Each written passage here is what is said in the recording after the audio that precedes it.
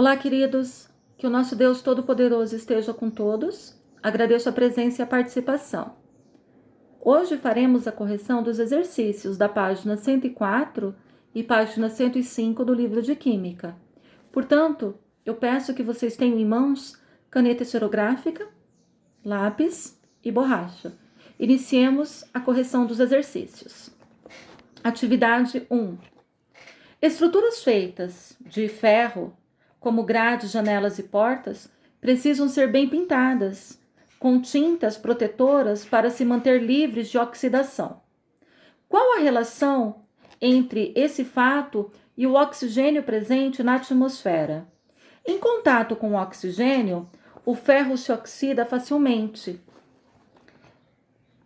e é preciso revesti-lo de uma substância antioxidante. Exercício 2. Dadas as medidas de acidez, que é o pH, de algumas soluções, classifique-as como ácidas, neutras ou alcalinas. Básicas. A. Suco gástrico. O pH entre 1 e 3. Suco gástrico é muito ácido. B. Suco de limão. pH entre 2,2 e 2,4.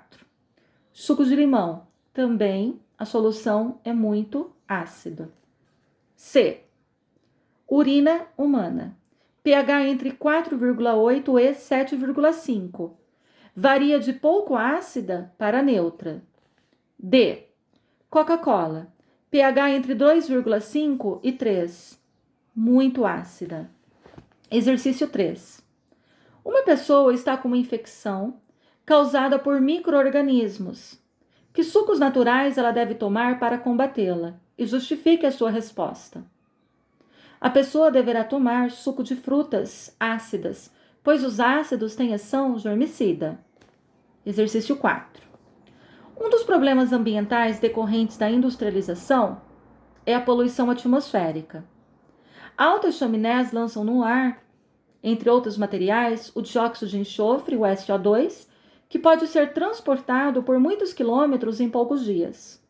Dessa forma, podem ocorrer precipitações ácidas em regiões distantes, causando vários danos ao meio ambiente, dentre eles a corrosão de certos materiais. Considere as seguintes obras. 1. O Monumento Itamaraty, em Brasília, Distrito Federal, mármore. 2. Esculturas do Aleijadinho, em Minas Gerais. Pedra-sabão contém bicarbonato de cálcio. 3. Grade de ferro ou alumínio de edifícios.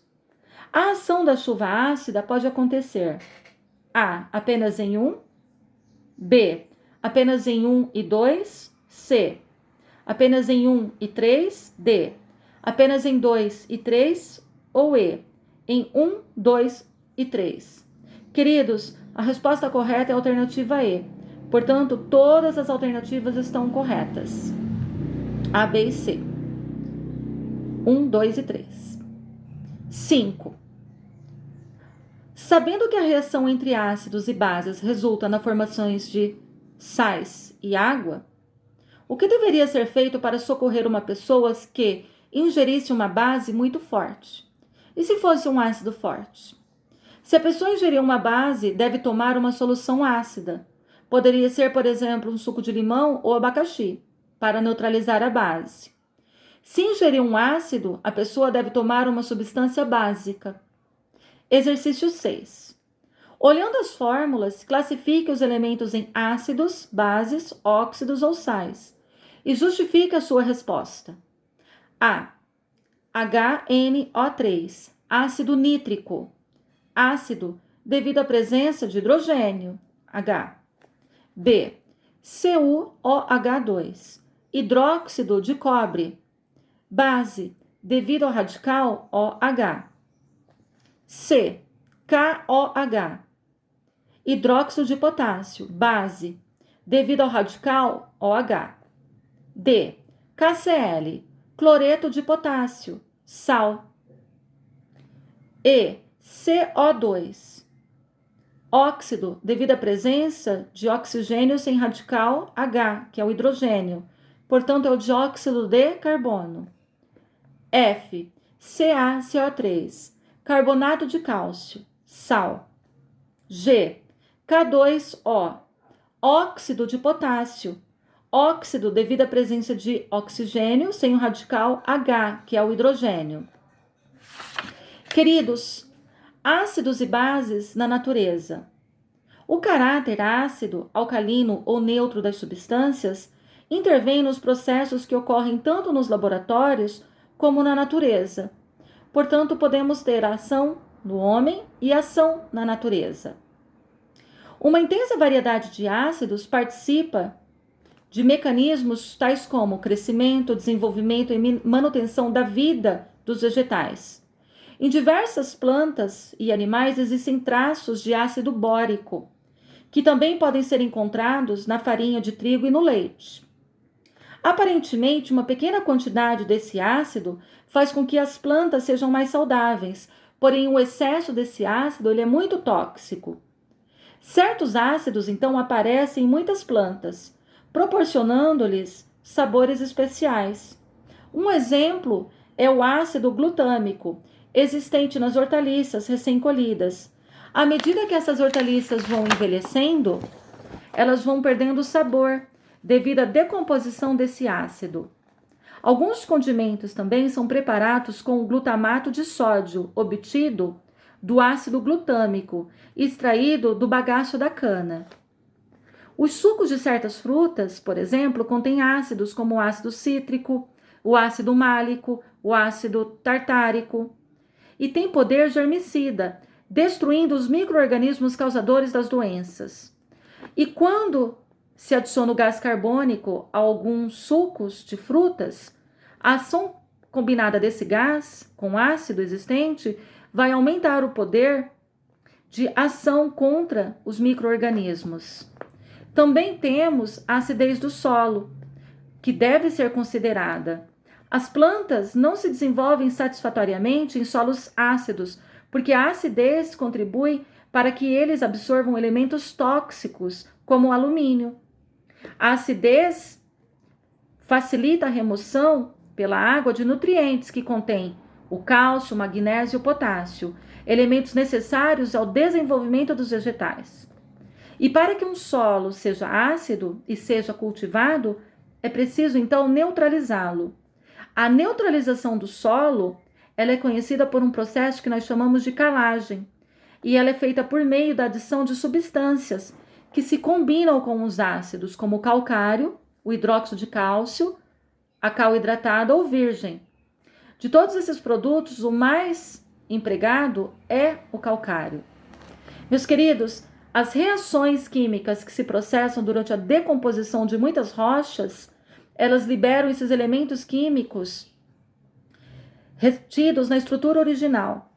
Alguns desses elementos, tais como sódio, potássio, cálcio, magnésio, entre outros, são essenciais para o crescimento e o desenvolvimento da planta. E ao ser liberado, esses elementos são mantidos na superfície das partículas do solo, que passa então a cedê-los às raízes das plantas. Portanto, nós podemos chamar de intemperismo, que consiste na degradação e decomposição de rochas que deram e darão continuidade à origem aos solos que vivem as pessoas e os animais e as plantas. E um tipo de intemperismo que está vinculado à presença do ácido carbônico na água.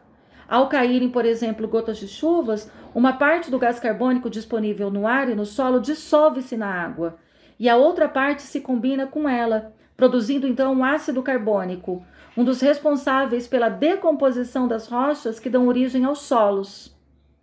Então, meus queridos, nós temos aqui a ação na natureza, a ação no homem. Para que possam realizar inúmeras e complexas reações vitais, as células necessitam, em seu interior, de um ambiente quase neutro. Entretanto, os líquidos extracelulares, como o sangue, a linfa, a saliva, são ligeiramente alcalinos, o que contribui para que eles desempenhem suas funções de acordo com as necessidades do organismo. Portanto, colocarei para vocês o seguinte: desde a antiguidade, o ser humano já utilizava os termos ácidos e alcális, bases. A palavra ácido deriva do latim ácidos, que significa azedo, cujas propriedades características de muitas substâncias na época, como o vinagre e o ácido nítrico, entre outras. Já o termo alcalis deriva do árabe alcali, que significa cinzas. Isso porque na época essas substâncias eram extraídas da queima de plantas. Com o passar dos séculos, houve a necessidade de identificar a necessidade de diversos compostos químicos e suas funções. Os cientistas então começaram a utilizar certos corantes, denominados indicadores, para reconhecer se era ácido ou base. Um dos mais conhecidos é o tornassol, que fica vermelho em meio ácido e azul em meio básico. Finalizamos então aqui, meus queridos, a correção dos exercícios do livro.